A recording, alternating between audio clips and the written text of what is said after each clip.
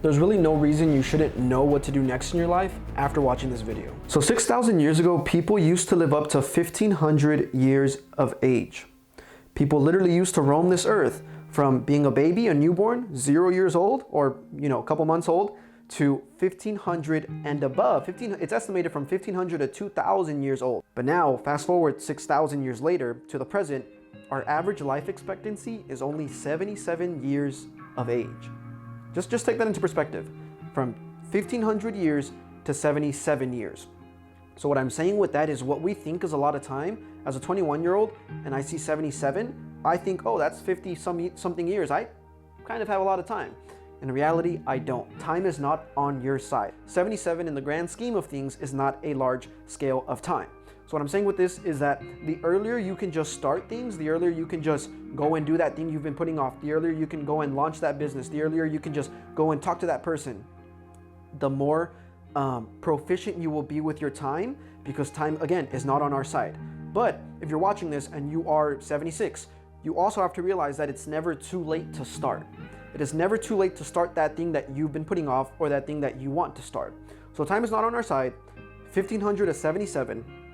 Start the thing that you want to start, and that's going to hold the foundation of everything we're going to be talking about in this video.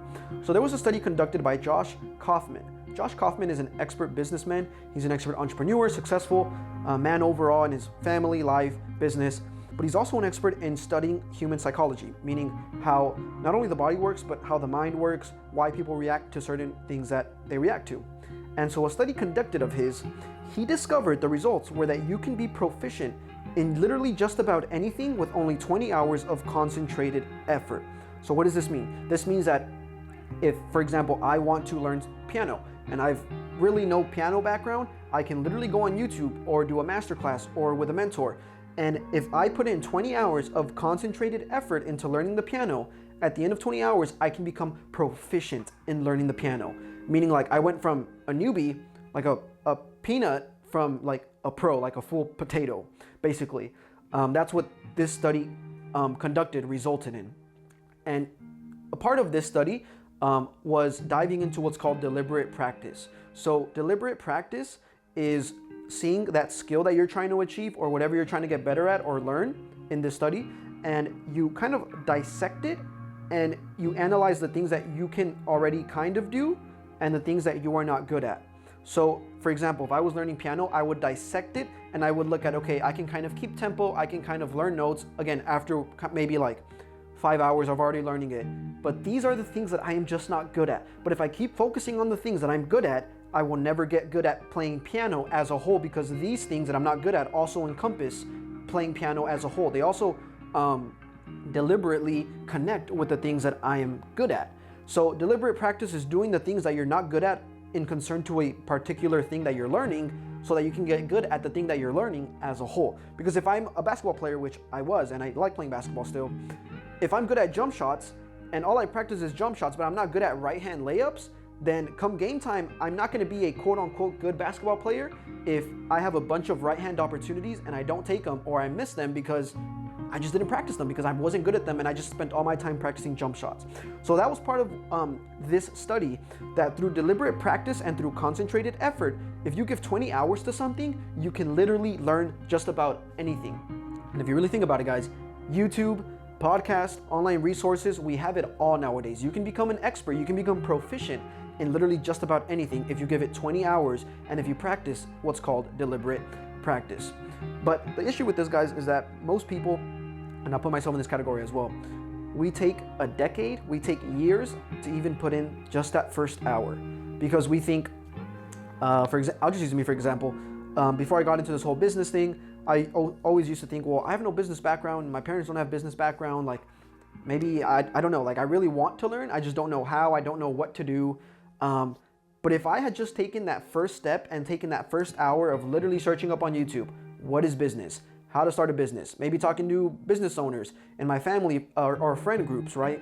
Taking that first step, taking that first hour out of the 20 hours is what people usually never get to, or it takes them years or decades to get to. So what that results in, it's a delay of what you could become, of what you could be doing, of what you could be achieving. So what we have to do, guys, is we have to cut down the time between we acknowledge the work and actually doing the work. Because I acknowledged at not the youngest age, but maybe a year or 2 years before I started doing the whole business thing, that I wanted to learn how to make money. I wanted to learn how to be an entrepreneur, how to not work the 9 to 5, right? But it took me then 2 years to actually apply the work and actually start doing the work. So I acknowledged it and then I started doing it. But there was a lot of time in between. So if you've acknowledged already something that you want to be doing or want to be achieving, don't wait years, don't wait months, don't wait days to start putting in those 20 hours of deliberate practice, of profound practice, so you can become good at that one thing. But part of this, guys, is there's also the fear of failure, right? It's not just about starting, because we can all start, but then there's also the human component of what do the people think about me? What my parents will think about me? What if I fail? What if I'm not good enough, right? Or there's so many people doing it, how will I know if I will ever reach that scale? So to best answer this, and what I've learned is I can kind of put it in an example. So 60 years ago, around the times of maybe your grandparents or your parents, depending on your age, or you as well, right? 60 years ago, there was no such thing as e-commerce or digital platforms or Shopify or Squarespace or Young LA or any of these online brands. There was no opportunity for you to make an online brand and shop online, or to be on Instagram promoting your brand or anything like that. It was really just word of mouth or where you lived in and the people that surrounded you. So for an example, back then, if there was still entrepreneurs back then, this is not anything new, it's just more proficient now, and I'm gonna explain why. Back then, for example, if I lived 60 years ago and I wanted to start a bakery, right? I'm an entrepreneur and I want to start a business in the bakery field. I would literally have to take out a loan so massive that if I couldn't pay it back, the bank would take my house. It's like I would basically put my house on the line, because that's just how it was. I mean, everything was very limited back then, but not only that, like if you weren't in the high class, and even if you were, resources were limited. To be an entrepreneur was something that was just like, whoa, it's taboo, right? It's unheard of. So if I wanted to go and open up a bakery, I basically had to put my house on the line. That was the risk to reward ratio. That's how much I was putting on the line. Meaning if this didn't work out, I lost my house, which probably meant I'm homeless. If I had a family, I probably lost my family. My wife would probably go marry another man. My kids would probably leave me because I was a failure, right? So there was a lot of risk, and I mean, really not that much reward, because a bakery can only do so much or so good as a bakery 60 years ago could have done, right? Unless it grew into a huge franchise, but that was very hard to do back, or 60 years ago. So the risk was very large back then. So I want us to keep that in mind. Entrepreneurs back then had it way harder than we have it now, or that if you want to be one, that you're going to have it now. And the reason is this: 60 years fast forward to now, to the 21st century, 2024. Check this out. This might go over your head, so I want you to really think about what I'm about to say. The cost of failure now, as of April 23rd, is $40. The cost of failure now is $40. And what I mean by that, guys, it literally costs $40 for you to go open a Shopify account online, or a Squarespace account, or an online platform, or a online website and sell stuff. The risk, the cost of failure is only $40 now. Meaning if my Shopify store doesn't do good, okay, that's just $40. If my online website doesn't do good and I don't sell products, or I don't sell as much as I want to, okay, that's just $40. That's literally what it costs to start the thing that you've been putting off, or that you want to start, or maybe you don't even know you want to start, but now you want to start. Because the cost of failure now compared to before, where you lost the whole house if your bakery didn't succeed, is if your e-commerce platform or if your digital platform doesn't succeed, okay, you just spent $40 compared to losing a whole house. So what I'm saying with that, guys, is if you are scared of the fear of failure, that is completely valid. I'm not taking anything away from it, of course, but logistically speaking, realistically speaking, other than from what people have to say, other people's opinions, you are probably, if you just have $40, again, maybe $40 is not a good investment for you. So again, this doesn't apply for everyone, but I think it applies for most people. $40 for something that could quadruple and exponentially grow into maybe a multi-million-dollar business, but started with $40 seems very worth it to me. I'd rather lose $40 than not see if $40 could take me to hundreds of thousands of dollars every year, or providing a value or a service, a product to someone or to groups of people every year, right? But we just think of business starting nowadays, and we just think like, oh, like starting an LLC or a corporation or a business costs a lot of money, when it doesn't. It costs $40 to open up a Shopify online website for you to sell products. And if you fail at it, oh well, that was just $40. That's the risk That's the cost of failure nowadays. So again, but there's also the component of caring about what other people think, and oh, he's an entrepreneur now, he's starting content now. And I actually had a conversation with someone close to me, very special to me, and they're kind of on the ifs about starting content, about launching a business. And I talked not just to this person, but about this to multiple people as well. And one common factor with everyone that I talk about is I'm scared of what people will think about me, right? It's the fear of what my parents will say and this and that. And the reality is, guys, the people that you're thinking about, that you let them hold an opinion over you, they probably want to do the same thing that you're about to do or that you are already doing. Like, who nowadays doesn't want to be their own boss or make their own money or not have to work at a corporate job or a 9-to-5? Like, who really doesn't want it? Like, even if they don't say it, I'm sure if you gave them the opportunity, they would take it, right? So I want you to think about that every time you think about what other people are going to say, that failure or that fear that you let them hold over you.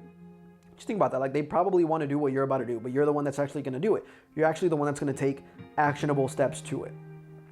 So another thing, guys, kind of where I want to take this now is what I've been learning and what I've been hearing from, watching videos on, reading books on, podcasts, talking to people, mentors, stuff like that.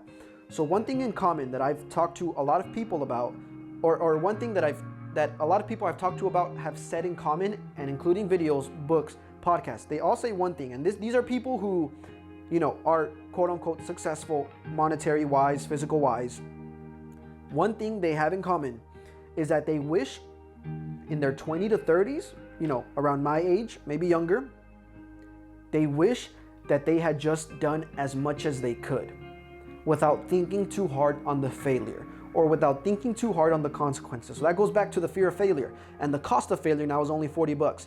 They wish they had realized that at a younger age, that the cost of failure was only $40 instead of waiting, 50, 60, because all these people that I've been talking to, all these people that I watch videos on, they're the 60-year-old millionaires, 70-year-old billionaires that look back on their 20s and 30s, and they have a deep regret of not starting sooner, of just not trying stuff, of not doing stuff because they were scared of what other people would say, or they were scared of failing, right? So they really wish they had just done more, and they wish that they had learned more. They wish that they had taken the time to just read more books, to just watch more videos, to just listen to more podcasts, watch more YouTube videos, talk to more people. They wish they had just learned more. Even if it had nothing to do with business, they wish they had just learned more about a lot of things, not just business or whatever it is that they were pursuing, right?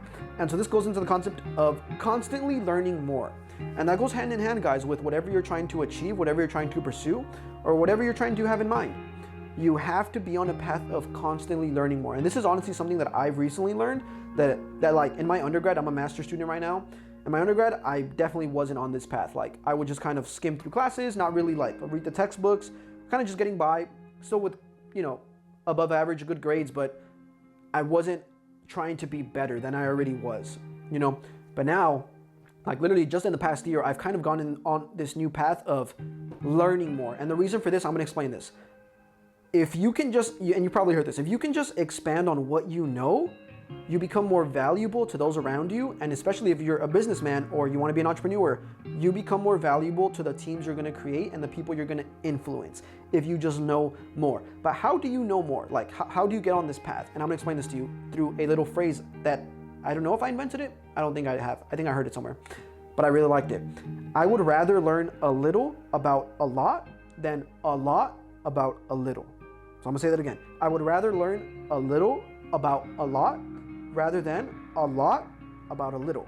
Meaning, just because me personally, I'm an entrepreneur / small business owner and I like learning about that stuff, I'm not gonna limit myself to only learning about that stuff. Because just in the past year, from learning stuff about archaeology, cosmology, ancient artifacts, ancient civilizations, that is also translated into the business world for me. Like, inherently, like it's just all kind of complemented each other very well. But if I just stuck to learning about business, so again, learning a lot about the little, becoming an expert in business, then I wouldn't have learned everything I've learned from the outside sources as well, that I'm not necessarily, focusing in 100%. So what that also has allowed me to see is that I want to be someone who, if someone asks me a question about something that's not business related, I can answer it as well. rather than being someone who can only answer questions if it's business related or entrepreneur related. Like, I just want to really be like a brain weapon. Like, I want to be able to answer and analyze things from different perspectives and answer questions from different perspectives and just have the answers to questions rather than only having the answers to questions for the things that I enjoy learning about. Like, I want to learn about everything, guys. Like, I just want to be like a weapon with my brain, basically, in a good way, of course. So check this out. This is also something that I heard. It's a really good quote, a really good saying. You might want to write this down. I wrote it down in my journal. A dumb person makes a mistake and repeats it. A smart person learns from it, and a wise person learns from the mistakes of others. So this allows you to live hundreds of lifetimes without the scars. And this is why I'm a big advocate of watching YouTube videos, of listening to podcasts, and reading books about anything that you can get your hands on. It doesn't even have to be about the things that you want to pursue in, like entrepreneur or business. Read books about archaeology, listen to podcasts about space, watch YouTube videos about cosmology. Like, just learn as much as you can, because that's what a wise person does. A wise person learns from the mistakes of others, learns from the lessons of others. And the reason they do this is so they can live hundreds of lifetimes without the scars that came from the original lesson. Because if I can learn stuff from what I'm learning and not have to physically have gone through it, because obviously with every lesson comes scars, then I will have done so without getting the scars and just the lesson, which is like, scars obviously have a valuable lesson in and of themselves as well. But if I don't need the scar, then I won't take the scar, because that's just pain, right? But if I can take the lesson and apply it without the scar, then that just becomes more valuable. So that's what a wise person does. And lastly, guys, I just want to end with this. After everything I just said, you're probably wondering, okay, so like, what's the next tangible step? And I'm literally going to lay out the tangible steps for you to take after watching this video. So what I want you to do is I want you to analyze a skill or a passion that you might have. And again, this is stuff that I've done. I'm not going to say anything that I haven't done, or everything that I say, it's also what I've learned that I am hoping to apply or haven't applied yet, or have applied. So I want you to analyze a skill or a passion, something you enjoy doing that can be monetized. Meaning, if I enjoy playing piano, I can monetize that by teaching other people piano. If I enjoy camera stuff, I can monetize that easily. Videography, photography business. If I enjoy reading books, easily I can monetize that by hoping to one day start a library, or starting a book learning club, or a book club, or teaching other people how to read efficiently and effectively, right? So really anything you can think of can be monetized, either a skill you have, or a passion. Next, and before I say the next thing, I'm gonna kind of lay the foundation. So there are only 4 ways to get customers, clients / partners. There's only 4 ways. Anything else you can think of is just a sub-account of these 4 pillars that I'm about to list. Number 1, you can reach out to friends and family individually. Number 2, you can reach out to strangers individually. Number 3, you can post content. And number 4, you can run paid ads. So what we're gonna tackle right now is that number 3. I want you to create content surrounding your skill / passion passion. I want you to start posting content, because that's the free one. That's one that everyone watching this can do. This is a tangible thing you can do after this video. So I want you to go and start posting content regarding your skill / passion. Next, I want you to now implement the first one, which is reach out to friends and family from our 4 pillars. So we've done content, we're gonna do content after this video. And then after I'd say a couple of, followers, a couple of interactions, I want you to reach out once you've built kind of that foundation. Not saying you have to have thousands of followers, because you don't. But once you built that foundation, you feel comfortable, I want you to then reach out to friends and family regarding your skill and passion. And the way you're gonna do this is you're gonna create a service sheet, just something simple. It can be like a Google Doc, right? Or something more graphic, like on Canva, you can make graphics on there. And you're gonna create a service sheet of what you provide, what your skills / passion provides of value that can be to other people. So what you're gonna do here is you're gonna reach out to friends and family. You're gonna call them, you're gonna text them. Of course, you need to have a strategy. You can't just say like, hey, buy this from me, or let me do this for you. Ease into it, kind of find out what they like doing, see if your service or product can complement them. And with this service sheet, this will give you the foundation of, once you get that conversation rolling, you're then gonna offer to do what you've been learning to do, or that skill or passion, for free for at least 2 months, just so they can see what you do. And then you're gonna monetize the rest of the months. So after you get this ball rolling, and you're starting to get paid from these friends and family, or just other people that reach out as well through content, because you're doing content as well, you're gonna implement the other two pillars of how to get customers, which is running paid ads. You're already gonna have that content. You're already gonna be pushing out that content. So you're gonna run ads for it now.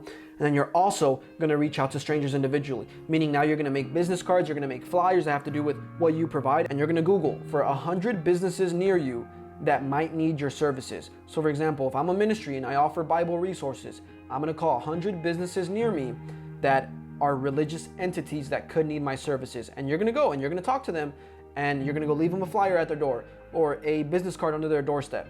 So whatever it is, you're gonna reach out to strangers individually, people you don't know that you can cold call, that you can find the numbers for from businesses, from Google online, and that is how you implement the two last pillars. So overall, you're gonna implement the 4 pillars of how to get customers, which are friends and family, reaching out to strangers individually, running content, and running paid ads. So after this, guys, there's no reason that you should leave this video and not have at least a sense of an idea of what to do next.